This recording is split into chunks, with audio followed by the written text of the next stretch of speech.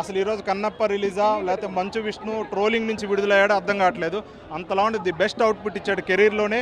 మంచు విష్ణు గారి total 20 years కెరీర్లోని ఇది the best output, best performance అని చెప్పొచ్చు. లాస్ట్ 20 మినిట్స్ తన యాక్టింగ్ చూస్తే ఎవరైనా సరే ఫిదా అవ్వాల్సిందే.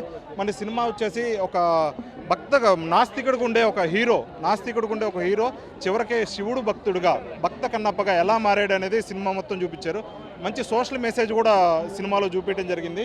అంటే సోషల్ మెసేజ్ ఏంటంటే మనం ఇప్పుడు దేవుణ్ణి ఎవరైనా పూజించవచ్చు, దీనికి అంటరానితనం ఉండదు, దేవుడికి భక్తుడికి మధ్య ఏ మీడియేటర్ ఉండకూడదు, అంటరానితనం ఉండకూడదు అని మంచి సోషల్ మెసేజ్ ఇచ్చాడు. ఇంకోటి ఏంటంటే దేవుడికి భక్తుడికి మధ్య మూఢనమ్మకాలు కూడా ఉండకూడదు అని చెప్పి మంచు విష్ణు ఒక భక్తుడుగాని కాకుండా ఒక వారియర్గా కూడా, ఒక యోధుడుగా కూడా చాలా బాగా పోరాడాడు.